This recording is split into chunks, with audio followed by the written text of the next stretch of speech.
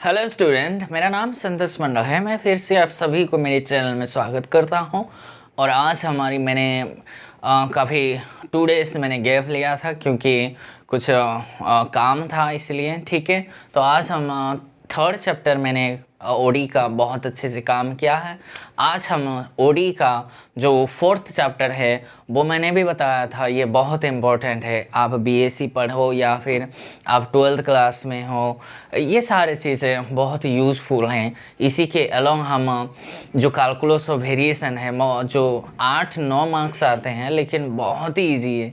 एक Euler equation होता है, वो अगर हमको आ जाता है, थोड़ा ओडी अगर आपको आ गई ना, तो बहुत हेल्पफुल होगा वहाँ, ठीक है। ये चैप्टर 4 आप पीडी में भी बहुत आसान से काम करते चले जाएंगे और कैलकुलस ऑफ वेरिएशन में, इंटीग्रल कैलकुलस में थोड़ी बहुत हेल्प हमको मिल जाता है, ठीक है। तो इसलिए ये आपको बहुत ध्यान में पढ़ना है, ठीक है बच्चों। तो चलिए आज हमारा काम को हम शुरू करते हैं। वो चैप्टर अभी मेरे चैप्टर 4 हैं, तो चैप्टर 4 का नाम आप लिख लेना कि भैया basic theory of ordinary differential equation, ठीक है। हम आज कुछ बेसिक थ्योरी आज हम पढ़ेंगे, ठीक है। तो उससे पहले मुझे बताओ कि लीनियर डिफरेंशियल इक्वेशन क्या होता है, ये एक बात मुझे बता दो। And linear equation with constant coefficient, ये वाला मुझे बता दो। बस आज इस 2 डेफिनेशन पढ़ के मैंने जो थीम जो जनरेट करने जाऊंगा वो मैंने आपको सिखा दूंगा। मैंने लीनियर डिफरेंशियल इक्वेशंस का मैंने एक वर्जन मैंने बता चुका था। क्या है ये था definition? A differential equation is said to be linear in dependent variable y and with respect to in the independent variable x if it is the form of, मैंने एक ऑर्डिनरी डिफरेंशियल इक्वेशन लिखवा दिया था और वहाँ से मैंने observation आपको दे दी थी, ठीक है। लेकिन आज हम वर्ड से कैसे इसको बात करेंगे। तो लीनियर डिफरेंशियल इक्वेशंस का ये डेफिनेशन ये बनेंगे बच्चों। A linear means a differential equation in which the dependent variable and its various derivatives occur in the first degree only। Means आपको एक डिफरेंशियल इक्वेशन दिखाई देंगे, उस डिफरेंशियल इक्वेशन में जितने इंडिपेंडेंट वेरिएबल होंगे ना एंड जितने डेरिवेटिव्स होंगे, उस इंडिपेंडेंट वेरिएबल और सारे उसकी रिस्पेक्ट जो डेरिवेटिव्स बनते हैं उनकी पावर में सिर्फ और सिर्फ 1 ही होनी चाहिए। क्लियर? मीन्स ऐसा कुछ नहीं होना चाहिए, आपको y² ऐसा नहीं दिखना चाहिए, या फिर dy के साथ dy/dx ऐसे मल्टीप्लाई नहीं होना चाहिए, या फिर dy/dx अगर करेंगे उसकी पावर में 2 या 3 या 4 या कुछ भी 1 से अलग कुछ नंबर नहीं होनी चाहिए। अगर ऐसा कुछ आपको सिचुएशन अगर मिल गई, वो सारे डिफरेंशियल इक्वेशन कभी भी लीनियर नहीं रहेगा, ठीक है। तो इसका डेफिनेशन ये बना, differential equation in which the dependent variables and all its various derivatives occur to be in the first degree only and that are not multiplied together। Means y and इसके multiply कभी नहीं होनी चाहिए। It's called a linear differential equation. बात समझ रही हो? सो linear differential equation with constant coefficient means सिर्फ और सिर्फ अब की बार जब तक मैंने नई टॉपिक नहीं शुरू करूँगा तब तक सिर्फ और सिर्फ विथ कांस्टेंट कोफिशिएंट्स के ऊपर ही हम बात करेंगे। ये आपकी और मेरे बीच का ये एग्रीमेंट है, समझ रही हो? तो इसका डेफिनेशन ये बनेंगे, लीनियर डिफरेंशियल इक्वेशन। आपने लीनियर डिफरेंशियल इक्वेशन डिफाइन कर लिया तो आप यूज़ कर सकते हो, इसलिए ये मैंने बता चुका था, फिर भी अभी मुझे बताने का ज़रूरत पड़ा क्योंकि इसका यूज़ मुझे करना है, ठीक है। एक लीनियर डिफरेंशियल इक्वेशन को ही हम linear equation with constant coefficient कहेंगे कब, जब वो डेरिवेटिव्स के ये जो dy बाई डी एक्स के ऐसे ये जो सिचुएशन है, इसके सिचुएशंस में जितने सारे कोएफिशिएंट्स, मान लो ये ए एक्स है, इसके कोएफिशिएंट सारे के सारे क्या होने चाहिए, वो सारे के सारे कांस्टेंट होने चाहिए। दूसरी बात, ये जो इंडिपेंडेंट वेरिएबल है ना, वो भी कांस्टेंट ही होना चाहिए। बात समझ रही हो? Means a linear differential equation in which all the, देखो ऑल द कोएफिशिएंट्स, मैंने क्या डेफिनेशन यूज किया, all the coefficients of the derivatives and the dependent variables are constant is called linear differential with constant coefficient. समझ रही हो?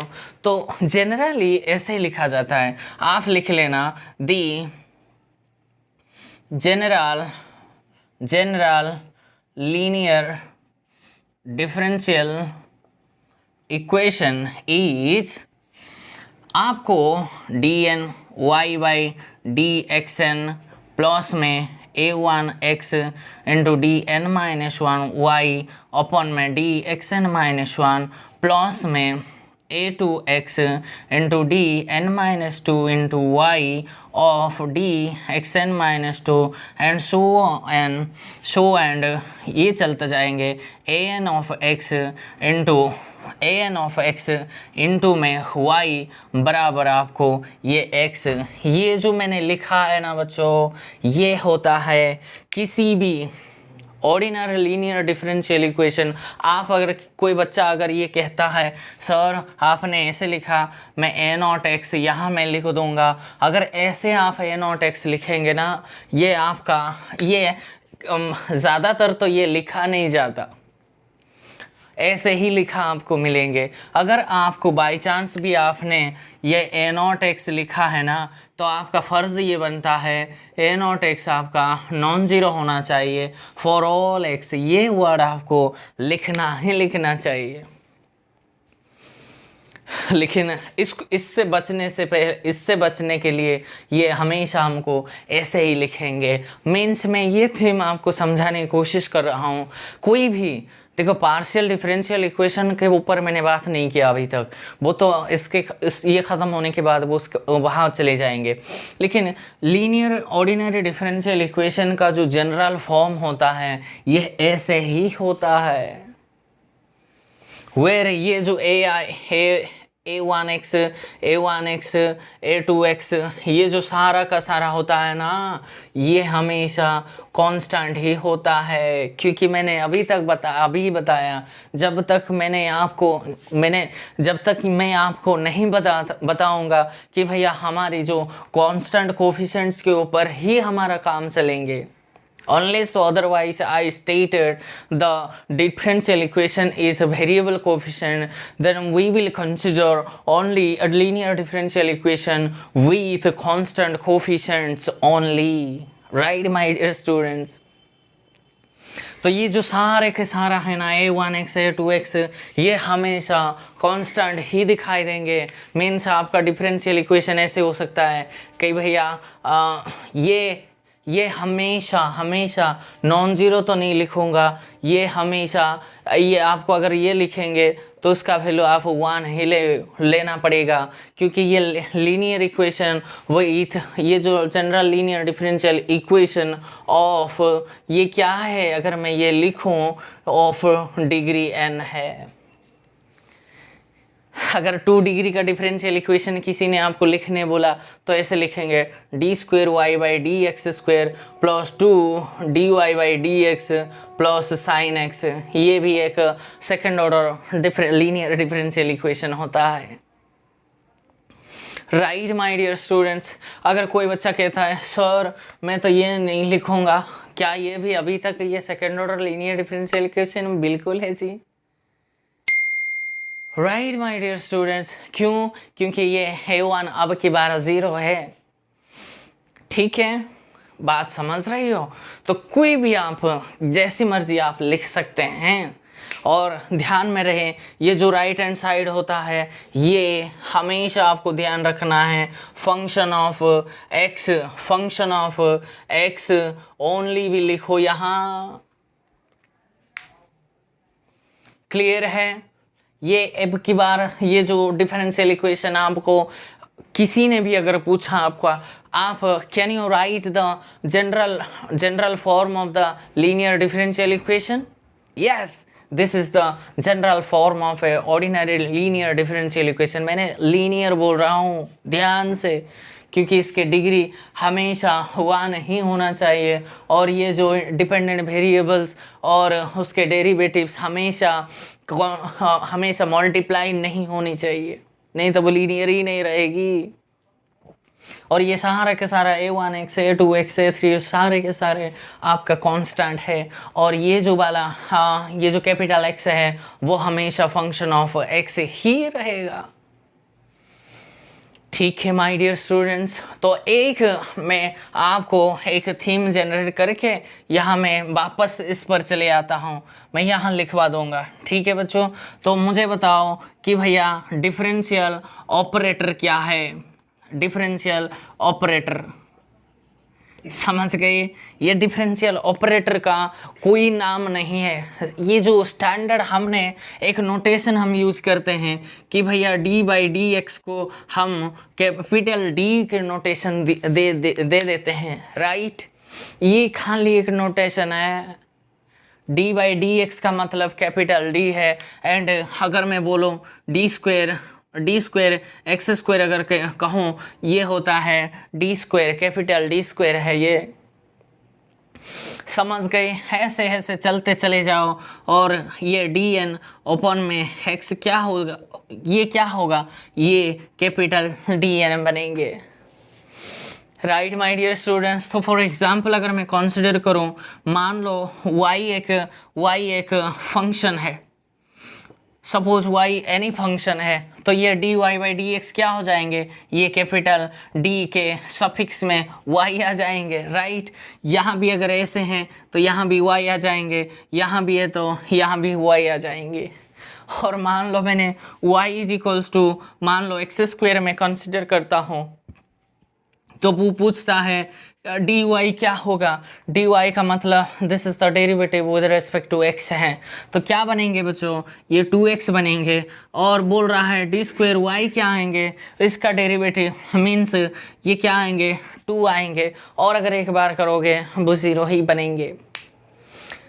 ऐसे ही use होता है, ठीक है? और ये जो वाला ऑपरेशन है 1/d, ये integration with respect to x होता है, विद रिस्पेक्ट टू x होता है, राइट माय डियर स्टूडेंट्स।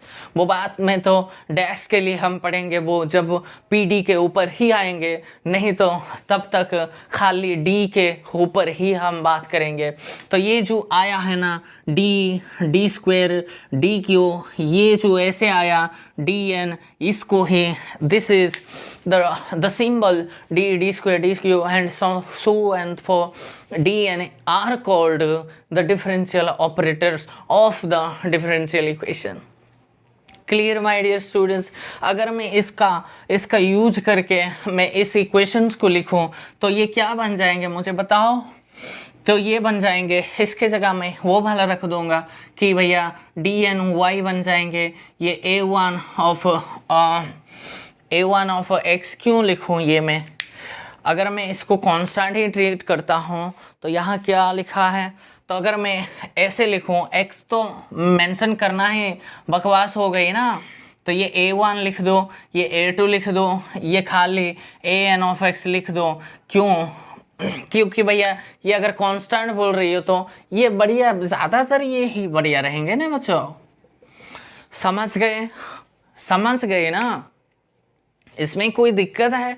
भैया आपने अगर a1x लिया तो उसका मतलब आपने कहा कि भैया a1x मीन्स वो तो फंक्शन ऑफ x भी हो गई ना, तो a1x भी आप अगर कांस्टेंट ले रही हो तो वो भी एक बात है, गलत नहीं है, ठीक है? वो मैंने जो लिखा वो गलत नहीं है, लेकिन ये ज़्यादातर बढ़िया रहेगा ना, ओके तो a1x हमको सीधा ही दिखाई दिया, हाँ ये सारे कांस्टेंट होगा क्योंकि ये कोई भी रियल नंबर होगा। ओके तो इसके ऊपर आपको ध्यान थोड़ा रखना है।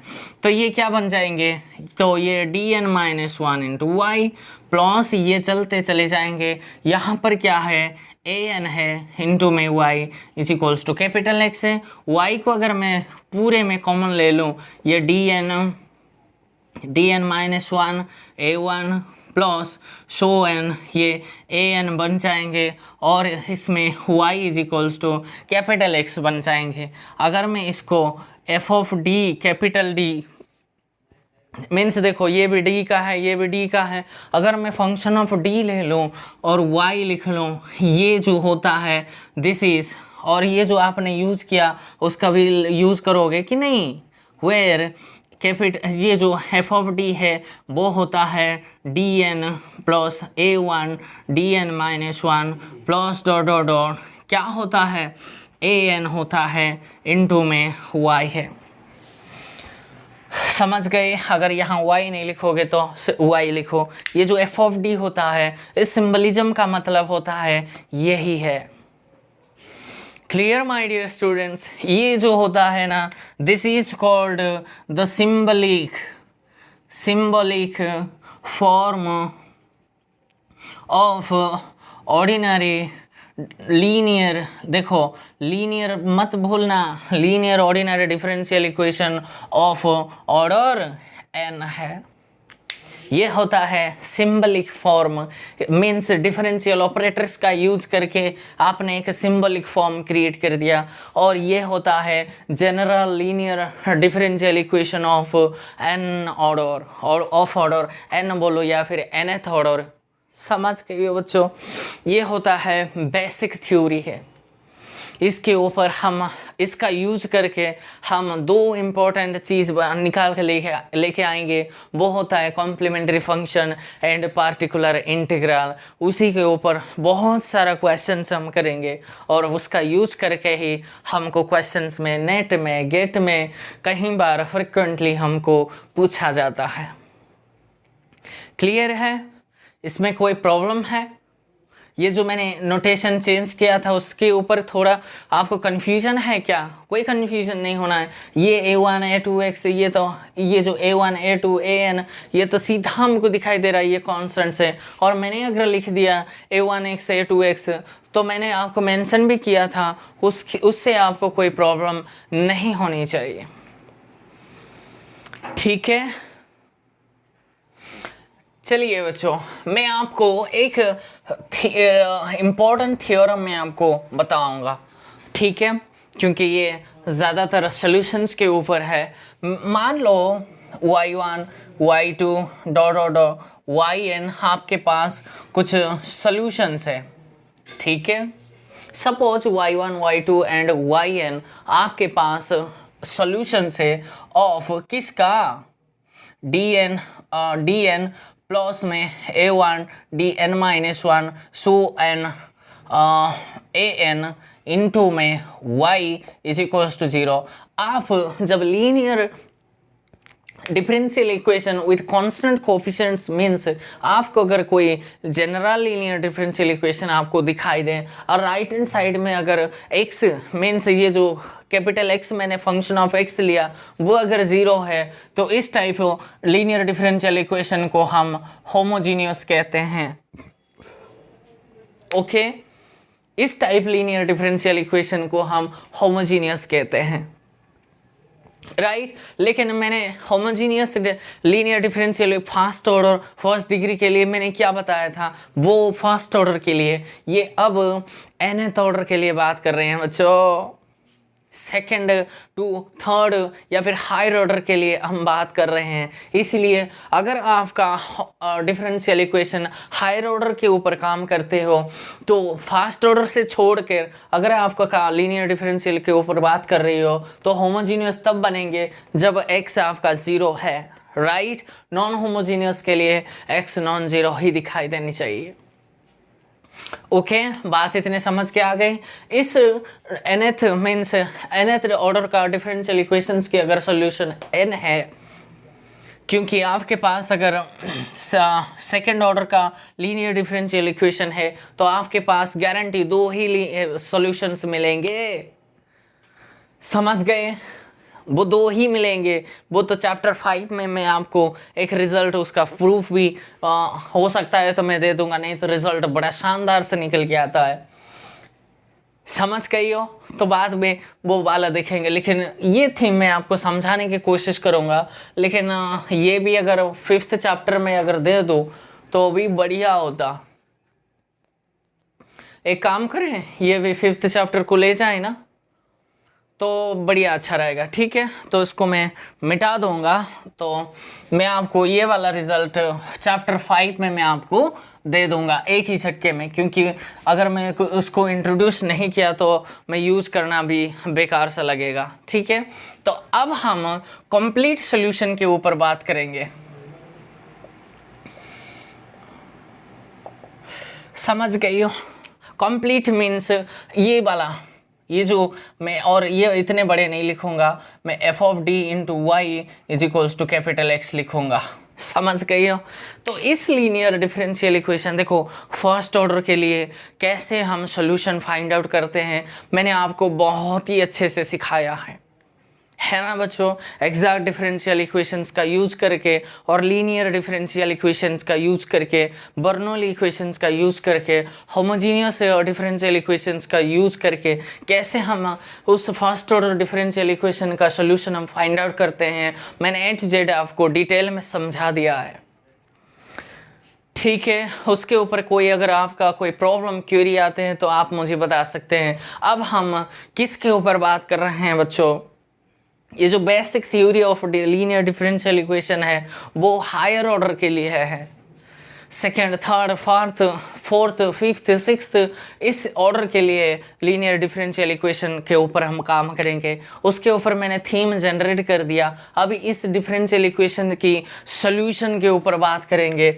तो उसका सोल्यूशन लिखने का तरीका y is equals to C F plus P I होता है। This is the form of writing any linear differential equation of nth order for the complete solution।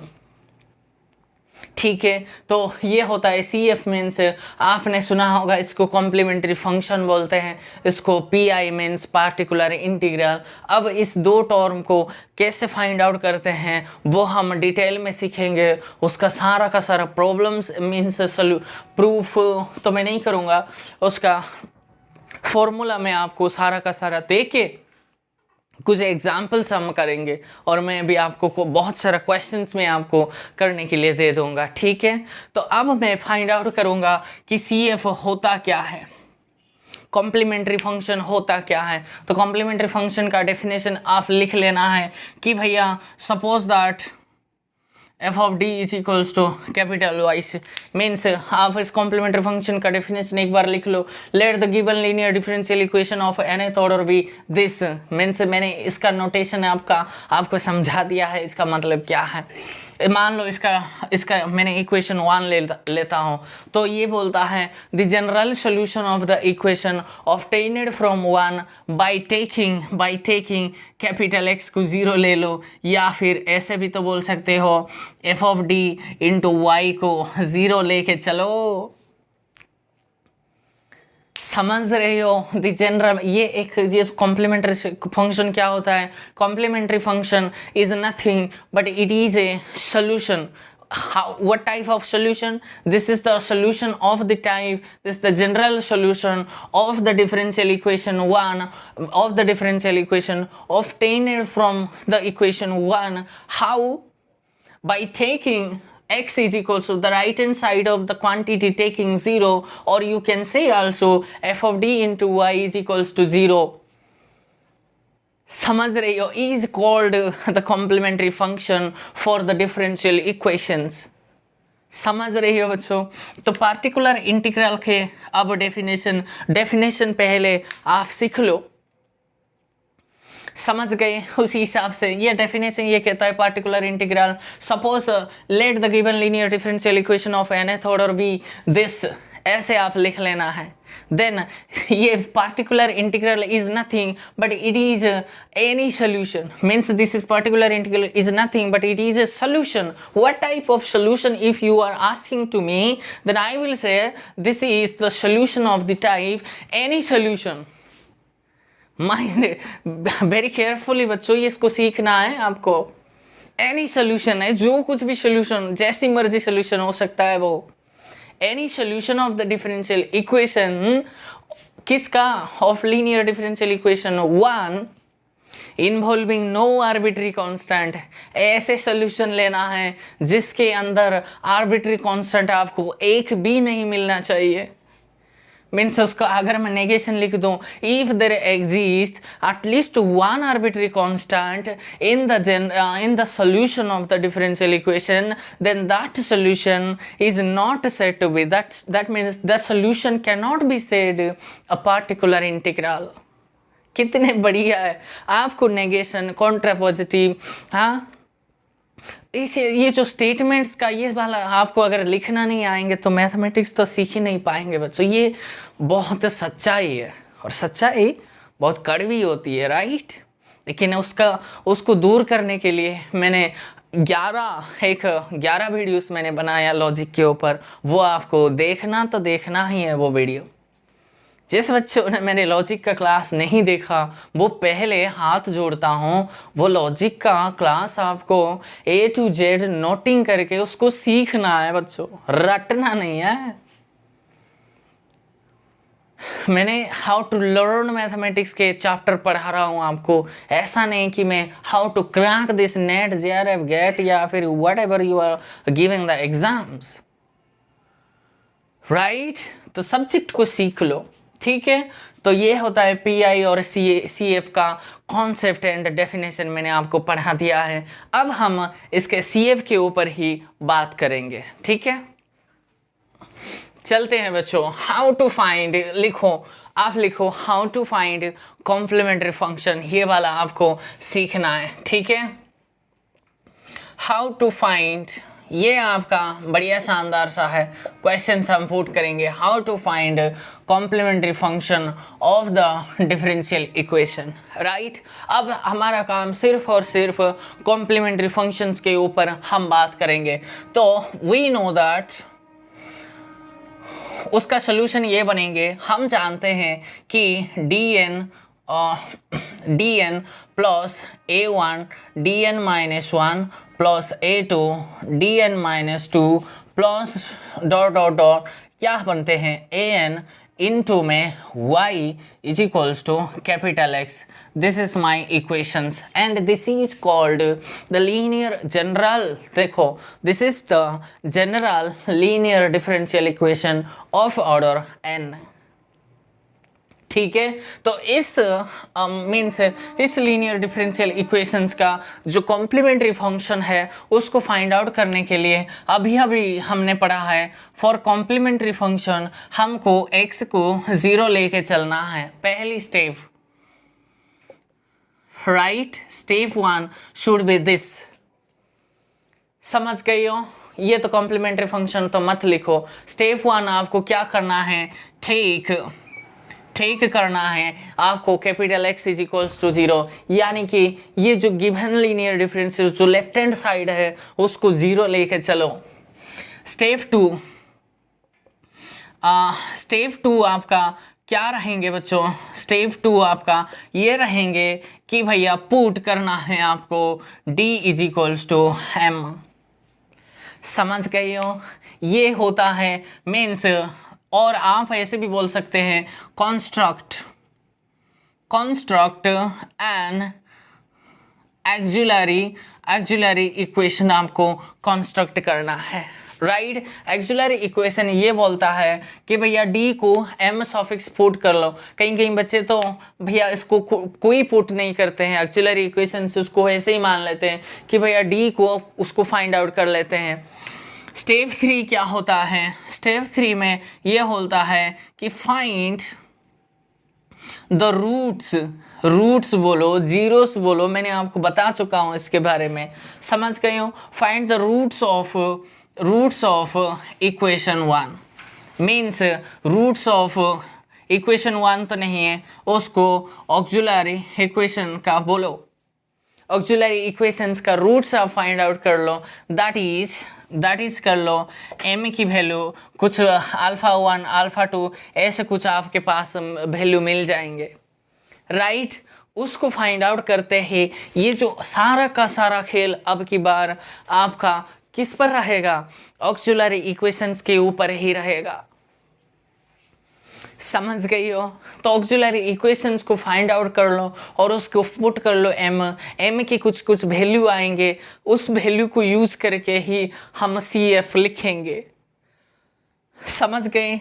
तो ये बनेंगे कि तो बनेंगे इफ, देखो if m is equals to f m, अगर आपके पास m1 m2 m3 dot dot dot आपके पास अगर mn है और ये सारे के सारे क्या है, डिस्टिंक्ट अगर है, डिस्टिंक्ट है एंड रियल नंबर अगर है ना, देन ये जो कैसे लिखूंगा इसको मैं, रिजल्ट 1 कर लो, रिजल्ट 1 कर लो, ठीक है, ये रिजल्ट करके 1 लिख लो। इफ ये जो ऑक्सिलरी इक्वेशंस का रूट्स अगर इतने हैं और वो सारा का सारा रूट्स अगर डिस्टिंक्ट है, अलग अलग है, इक्वल नहीं है, रियल नंबर अगर है, देन CF का जो आंसर बनेंगे वो लिखने का तरीका ऐसे बनेंगे, C1 e to the power alpha मैंने बोल दिया, C1 e to the power m1x plus C2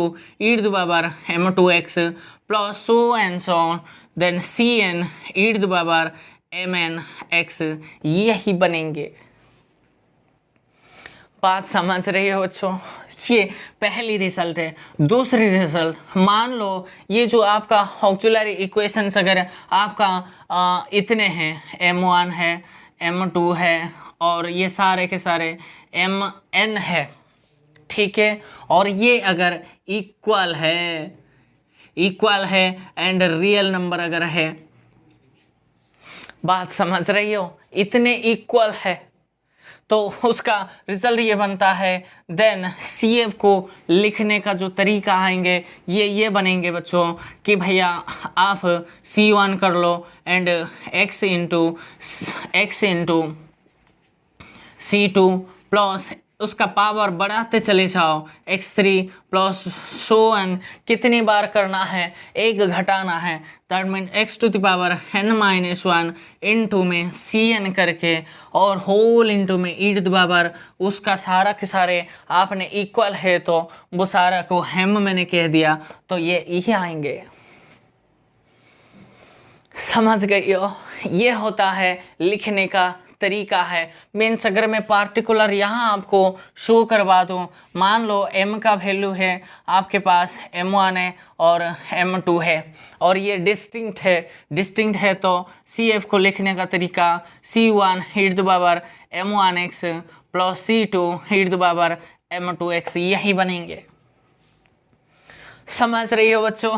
मान लो आपका ऑक्सिलरी इक्वेशंस अगर m1 है एंड m2 है एंड m3 अगर है और उसको बढ़ाते चले जाएंगे और ये अगर इक्वल है तो उसका जो CF बनेंगे तो ऐसे बनेंगे कि भैया C1 और रिपीटेड रूट है तो x मल्टीप्लाई कर लो C2 इंटू में e to the power mx है, ओके, यही उसका पार्टिकुलर बनेंगे बच्चों। अगर आपका 3 डिस्टिंक्ट है तो यहाँ और एक कांस्टेंट आ जाएंगे। देखो मेरी कहने का मतलब, जितनी आपका ऑक्सिलरी वैल्यूज आएंगे ना उतने ही आपका C बनेंगे, डिस्टिंक्ट है तो। अगर इक्वल भी है ना तब भी आपका C तो उतना ही रहेंगे, लेकिन सिर्फ और सिर्फ इक्वल की जगह में x आपका मल्टीप्लाई होते चले जाएंगे, राइट। ये हुआ रियल अगर है और डिस्टिंक्ट अगर है, उसी हिसाब से मैंने CF कैसे फाइंड आउट करते हैं उसका लिखने का तरीका मैंने आपको बता चुका हूँ। अगर अब कॉम्प्लेक्स अगर है, कॉम्प्लेक्स कॉन्जुगेट अगर है और वो डिस्टिंक्ट अगर है, उसके ऊपर थोड़ा बात करेंगे, फिलहाल उसको मुझे मिटाना पड़ेगा, ठीक है।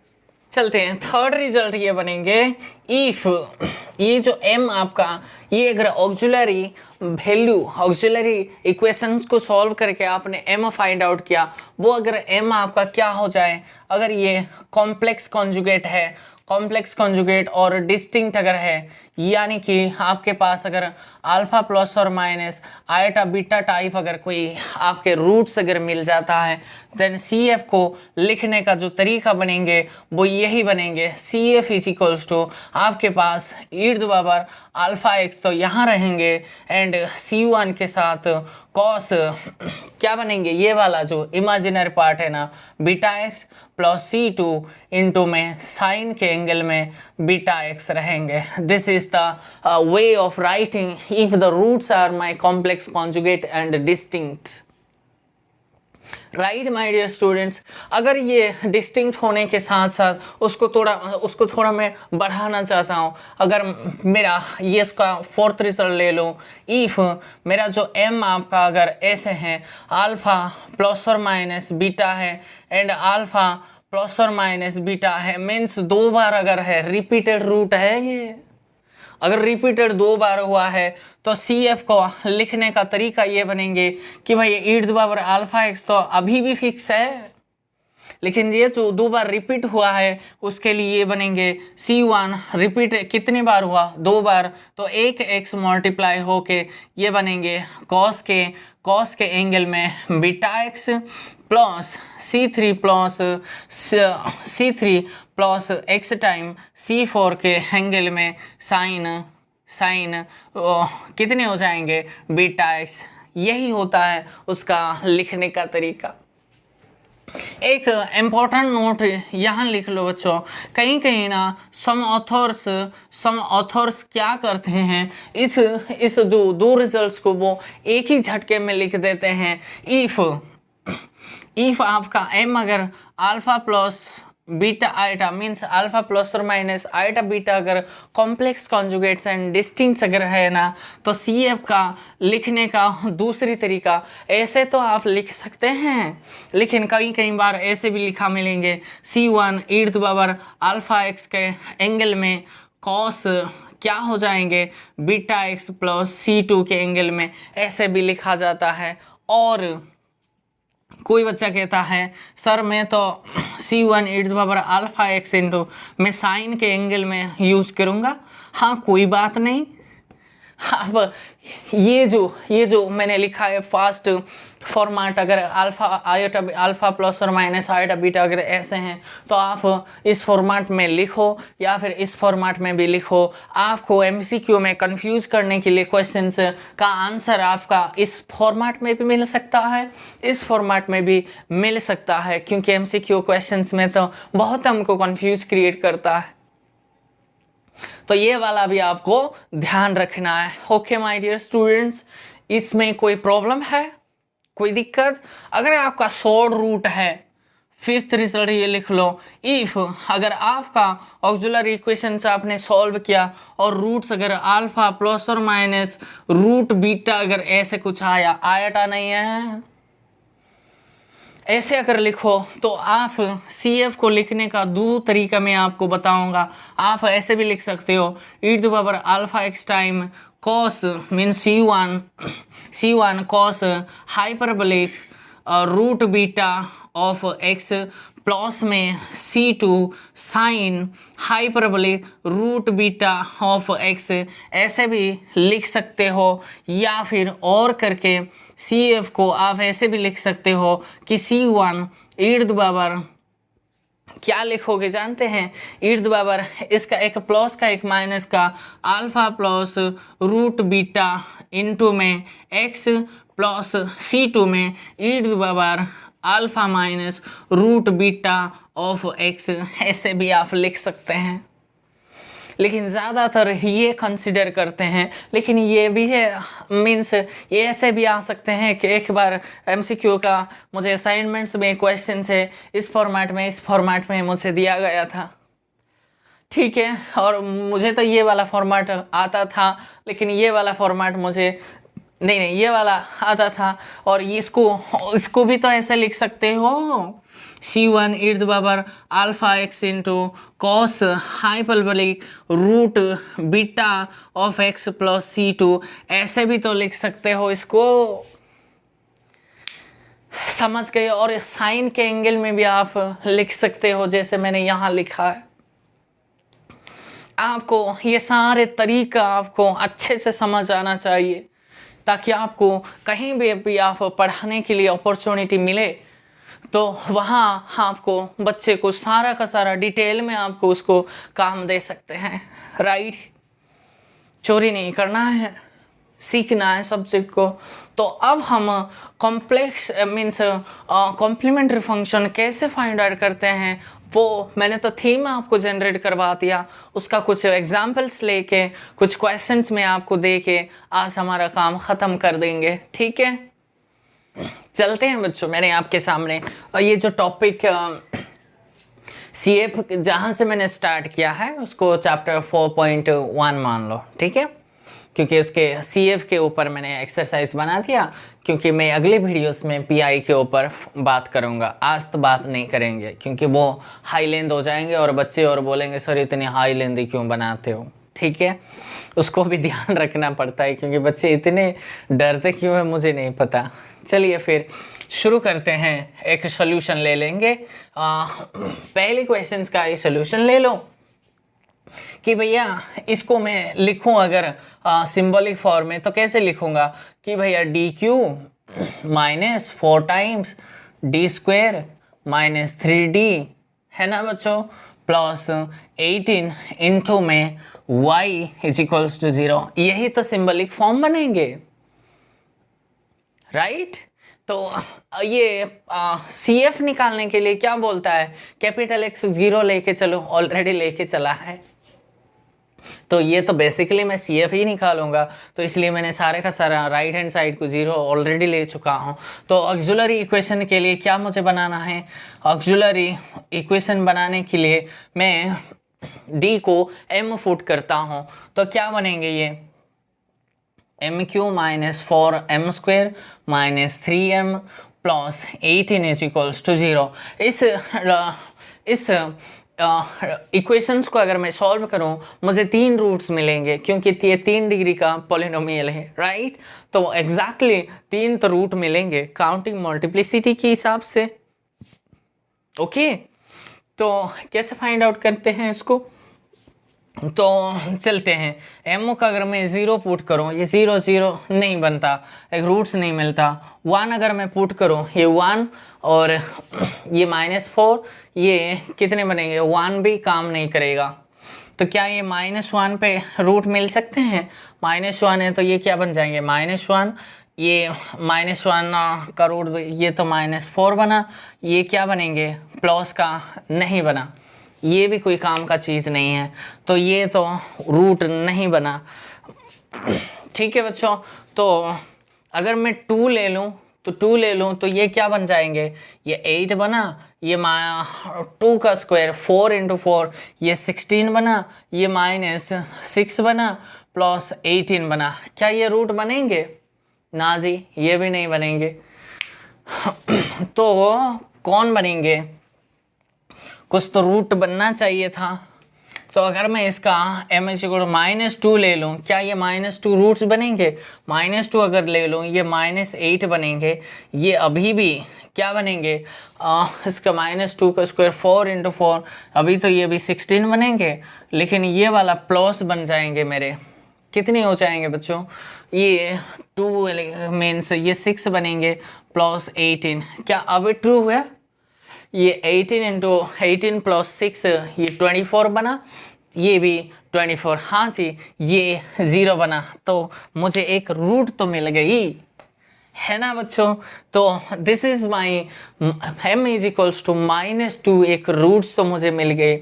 सिंथेटिक डिवीज़न आपको पता है, अगर किसी बच्चे को सिंथेटिक डिवीज़न नहीं पता है वो आज सीख लो, वो बहुत काम का चीज़ है और वो ज़िंदगी भर याद रख लो, क्योंकि ये उड़ीसा में तो सिंथेटिक डिवीज़न क्यों नहीं पढ़ाते हैं, लेकिन वो इससे उसको डिवाइड कर लेते हैं, समझ रही हो। मीन्स उड़ीसा में कैसे इसको किया जाता है, m उसको अगर मैं करूँ m प्लस 2 को इससे डिवाइड करते हैं, M cube minus 4 M square minus 3m plus 18, इसको ऐसे डिवाइड करके ये क्या हो जाएंगे, यहाँ m स्क्वायर करके m इंटू एम स्क्वायर ये m क्यू बनेंगे, प्लस ये क्या बन जाएंगे 2m स्क्वायर बन के उसको सब्सट्रैक्ट कर लेते हैं तो इससे कैंसिल हो जाएंगे, तो ये क्या बन जाएंगे -6m square minus 3m plus 18, ये ऐसे बन जाएंगे।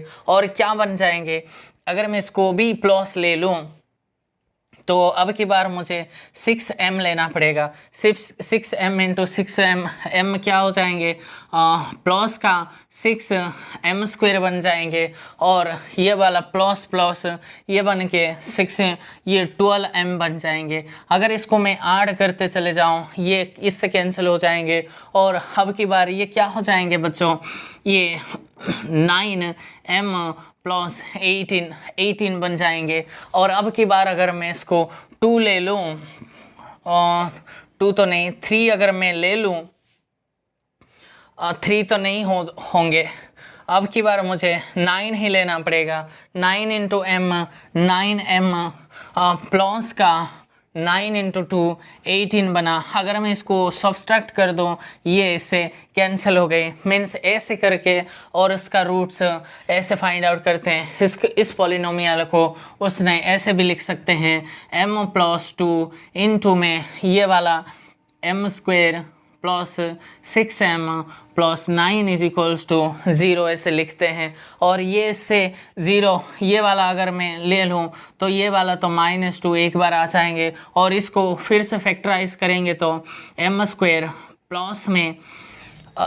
प्लस में ये क्या बन जाएंगे बच्चों, ये तो कुछ नहीं है a प्लस बी का होल क्यू तो है, होल स्क्वायर तो है, तो this is nothing but this is m plus 3 का होल स्क्वायर है, राइट, क्योंकि a square plus b square plus 2ab, this is अगर मैं 0 ले लूँ तो ये वाला m इज इक्वल्स टू -3 और -3, यही दो रूट बनेंगे।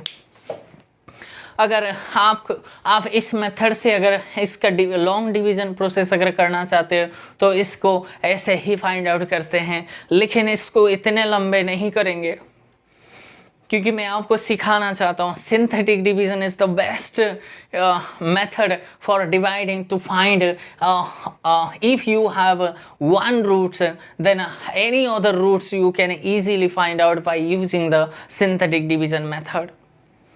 ठीक है, वो मैं आपको सिखाने चाहूँगा। ठीक है, चलते हैं सिंथेटिक डिवीजन कैसे फाइंड। देखो तो हमारे पास कितने था m इज इक्वल्स टू -2, एक रूट मुझे मिला था, राइट। इस एक रूट काफ़ी है बच्चों, इस एक रूट को ऐसे लिख दो m इज इक्वल्स टू -2, एक अलग बार ऐसे आप एक ड्राइंग बना लो और आपका कोफिशिएंट लिखते चले जाओ। हाईएस्ट कितने हैं एम क्यू का कोफिशिएंट कितना 1 है, स्क्वायर के कोफिशिएंट कितना है -4 है, और लीनियर का कोफिशिएंट कितना है -3 है, और लास्ट में कांस्टेंट ऐसे ही लिखना है। सॉरी ये ऊपर लिख गई, ऐसे लिखना है। मीन्स आपका अगर यहाँ इसका कोफिशिएंट अगर एब्सेंट होता ना, अगर ऐसे कुछ सिचुएशंस होता तो इसका कोफिशिएंट अभी भी लिखते हैं लेकिन 0 ऐसे लिखते हैं, राइट माय डियर स्टूडेंट। लेकिन यहाँ मेरे प्रेजेंट था तो यह -3 है तो 3m है, तो मैंने उसका कोफिशिएंट हमेशा लिखना है, पहली बात। दूसरी स्टेप क्या करना है, इस 1 को जैसे ही वैसे ही रख दो, समझ रही हो। पहली स्टेप आपका कोफिशिएंट ऊपर लिखना है और जो पहली है उसको वैसे ही वैसे नीचे उतार दो, और अब की बार इससे मल्टीपल करना शुरू कर दो। -2 इंटू 1 -2 यहाँ लिख दो, क्लियर। और इसको अब ऐड कर दो तो क्या ये बन जाएंगे, ऐड अगर करेंगे तो क्या बन जाएंगे, ये -6 बना, clear my dear students, minus का 6 बना। अब माइनस का 6 बने, अब इसको इससे मल्टीप्लाई कर दो, +2 -2 इंटू -6 प्लस का कितने बन जाएंगे, 12 बन जाएंगे। और इसको अब ऐड कर दो, ऐड करने से ये 9 आ जाएंगे। अब 9 इंटू -2 -18 होगा, उससे ऐड करेंगे तो ये 0 ही आना पड़ेगा, आना ही पड़ेगा। अगर ये वाला 0 नहीं आएंगे तो आपका मेथड थोड़ा गलत है, कोफिशिएंट्स लिखना गलत हुआ, नहीं तो इसको ऐड करने में कोई गलती आपने किया है। सही बात है, इतनी बात क्लियर है। सिंथेटिक डिवीजन का यूज़ कैसे करते हैं देखो, बड़ी आसान है, बहुत इंपॉर्टेंट है। ये तो लीनियर अलजेब्रा में, कॉम्प्लेक्स एनालिसिस में मैंने भी यूज़ किया था, और रियल एनालिसिस में खास करके, ओडी में, पीडी में, कैलकुलस ऑफ वेरिएशन में, इंटीग्रल कैलकुलस में, इंटीग्रल इक्वेशन या फिर इंटीग्रल कैलकुलस बोलो, सारे ब्रांच में सिंथेटिक डिवीजन का कितने बड़े रूल्स है। ग्रुप थ्योरी, रिंग थ्योरी में भी बहुत शानदार काम करती है। ओके, चलते हैं फिर। इसका यूज आपको एक बार समझ आ गई ना, तो देखो अब कैसे लिखेंगे। ये होता है आपके m² का, ये होता है m का, ये होता है कांस्टेंट, मीन्स ये बना m² - 6m + 9 = 0। इस रूट का एक सॉल्व कर दो, ये तो फैक्टर हो गई। ये क्या है, ये m अगर मैं कर दूं तो ये वाला कितने बन जाएंगे, m - 2 हो गई ना ये, एक्सक्यूज मी। एक तो -2 आया, दूसरी बात क्या आएंगे, ये m - 3 का होल स्क्वायर = 0 बना। अब की बार ये m का वैल्यू 3 और 3 आया, ये डिफरेंट कैसे आ गई, वहाँ भी हमने कुछ गलती किए होंगे, राइट। ठीक है बच्चों, तो m का ये वाला सिंथेटिक डिवीजन बढ़िया है, क्योंकि मैंने उसको प्लस में ले लिया था। करना क्या था मुझे, वहां तो माइनस में लेना था, राइट। उसको अगर मैं ऐसे करता तो ये m प्लस में 2 लेता, तो मैंने क्या किया था, यहाँ तो m² लिया था, तो m³ और ये क्या बना, प्लस में 2m² ये बना। और मैंने इसको अगर मैं सब्सट्रैक्ट किया तो ये -6m² आया था, -3m आया था, राइट माय डियर स्टूडेंट्स। और मैंने क्या किया था, यहाँ मैंने प्लस में 6m लिया था, लेकिन मुझे तो हमेशा लॉन्ग डिवीजन में क्या करना है, नेगेटिव तो करना है। समझ गई हो, मैं आपको लॉन्ग डिवीजन सिखा नहीं रहा हूं, आपने ऐसे ही काम किए थे, ऐसे मैं बताना चाह रहा हूं। समझ रही हो, मेरी तो मोटिव है सिंथेटिक डिवीजन पर। तो मैंने यहाँ प्लस करके मैंने ऐड किया, ऐड थोड़ी ना किया जाता है लॉन्ग डिवीजन में, तो सब्सट्रैक्शन में काम करते हैं। तो ये अगर माइनस करना है तो ये माइनस का ये क्या बन जाएंगे बच्चों, 6m² हुआ था, और माइनस का ये 12m बन रहा था। तो अगर मैं इसको सब्सट्रैक्ट कर दूं, ये प्लस हो जाता, ये भी प्लस हो जाता, इससे कैंसिल होके ये वाला 9m आ जाता और प्लस में 18 आ जाता, राइट। ओके, और अब की बार प्लस में 9 करके ये 9 इंटू m 9m प्लस में 18 आ रहा था, और सब्सट्रैक्ट करने से ये 0 आता। यही तो है, वही तो है, राइट माय डियर स्टूडेंट्स। मैंने आपको फ्लो में ऐसे, लेकिन लॉन्ग डिवीजन में तो ऐसे ही सब्सट्रैक्शन तो करते हैं ना बच्चों, ओके।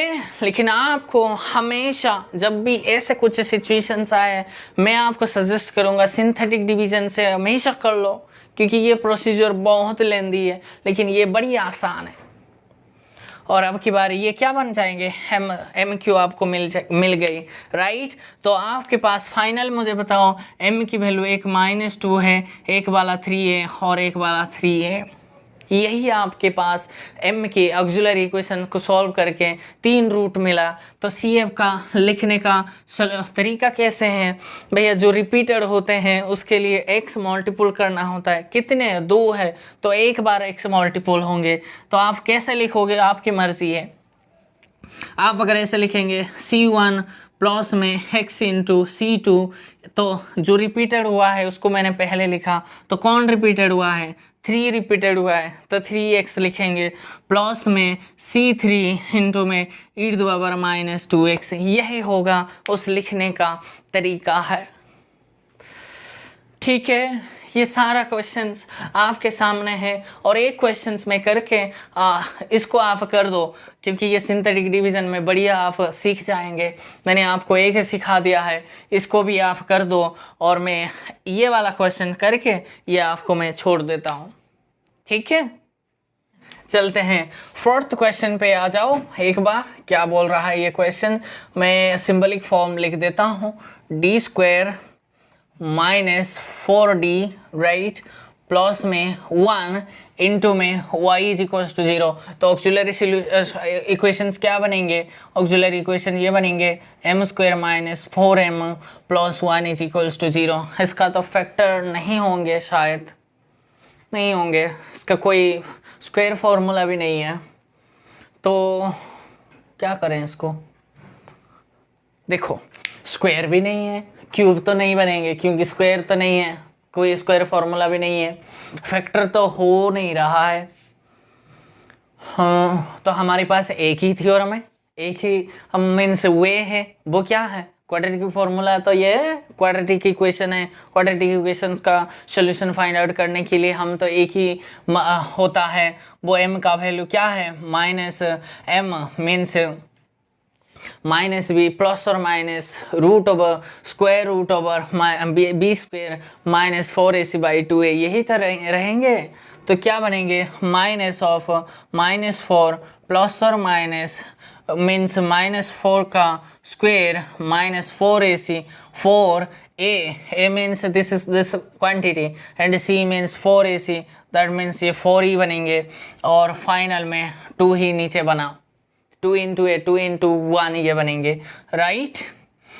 समझ रही हो, 4ac यही तो बना। तो अब सॉल्व करेंगे तो 4 प्लस और माइनस रूट ओवर ये 16 माइनस का 4 अंडर में 2 है। तो अब की बार ये क्या बनेंगे, ये तो 4 रहा प्लस और माइनस, अब की बार 16 से दैट मीन्स 12 ये बनेंगे, दैट मीन्स ये 12 आएंगे, दैट मीन्स 2 आएंगे,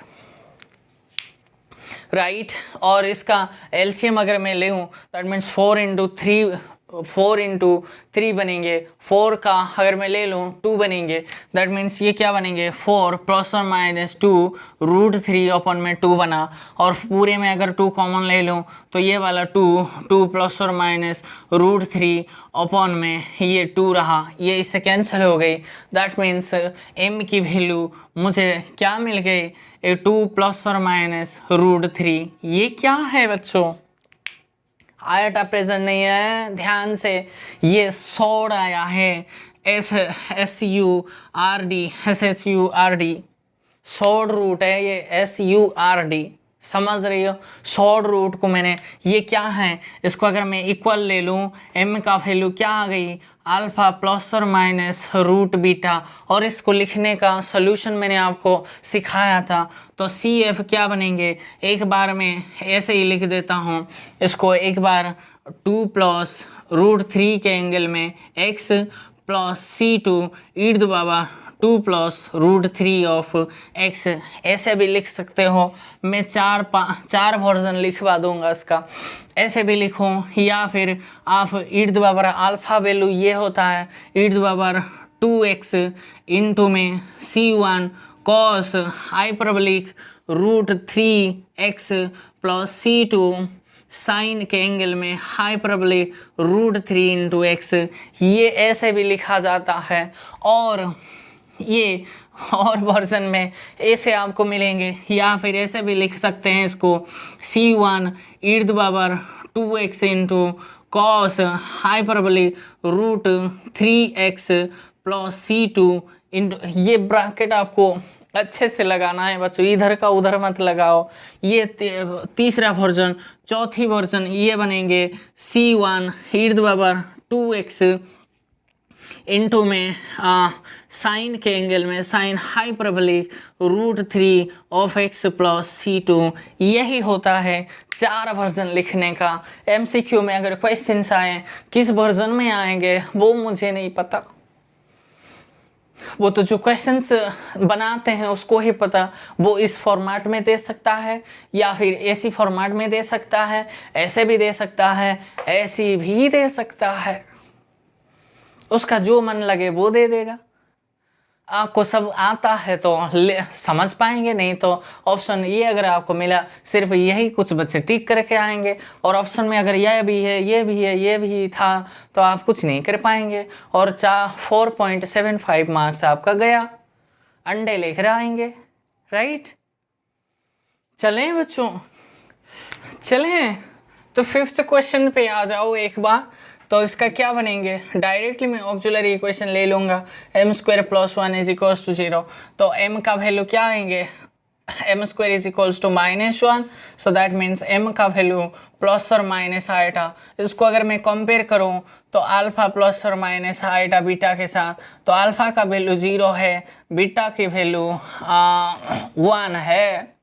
आएटा मत लिख देना, ठीक है। तो देयरफॉर CF का लिखने का तरीका क्या है कि भैया e⁻⁴x मीन्स e⁻⁴x, अल्फा कितना 0, e⁻0x इंटू में C1 cos 1 × x plus C2 sin 1 × x। उसको शक्ल थोड़ा ठीक कर दो तो यही बना C1 cos x plus C2 sin x, बस यही बना CF। देखो यहाँ से एक आपके पास एक कंक्लूजन इतने सारे क्वेश्चंस में मैंने लिखा है, उस पर एक बात तो कॉमन है।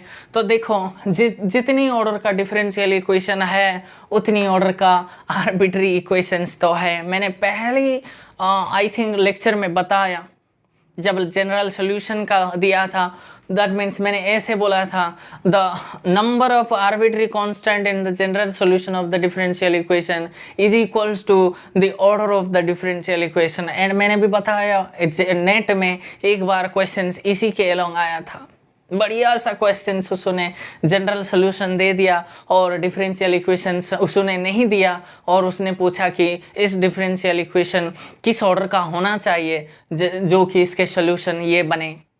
तो 4 ऑर्डर का मीन्स 4 आर्बिट्री कांस्टेंट दिया था, और जितने आर्बिट्री कांस्टेंट होता है उतने ऑर्डर का वो डिफरेंशियल इक्वेशन होता है। जिस बच्चे को वो रिजल्ट आता था वो तो बल्ले बल्ले 3 मार्क्स, एक ही सेकंड में 3 मार्क्स मिलना क्या अच्छा नहीं है, बहुत ही अच्छा है। ठीक है, तो कॉमन सी बात ये है, देखो यहाँ 2 आर्बिट्री कांस्टेंट था तो गारंटी है वो सेकंड ऑर्डर का डिफरेंशियल इक्वेशन होना ही चाहिए। यस सर, यही सेकंड ऑर्डर डिफरेंशियल इक्वेशन था, और उस टाइम 4, 5 इसमें कितने आर्बिट्री कांस्टेंट था, 3 था, इसमें 3 ही था। तो इसी हिसाब से आपका जनरल कॉमन सेंस भी यूज करके ये सोल्यूशन बनाएंगे। ओके माय डियर स्टूडेंट्स, इसी के साथ how to find complex complementary function of any differential equations मैंने आपको बहुत अच्छे से समझा दिया। तो कल हम बात करेंगे how to find particular integral of any differential equation, any means any linear ordinary differential equation of nth order. Right, वो आज का वीडियोस बस इतने हैं। उसमें अगर कोई प्रॉब्लम क्वेरी आपको आते हैं तो आप मुझे बता सकते हैं। इस सारे क्वेश्चंस को जितने मैंने छोड़ दिया है वो आपका सिंथेटिक डिवीज़न आपको हमेशा सीखना है, और उसमें भी अगर प्रॉब्लम फेस करते हैं तो आप मुझे कमेंट सेक्शन में या फिर व्हाट्सएप में आपका प्रॉब्लम भेज सकते हैं। Okay, thanks for watching my video.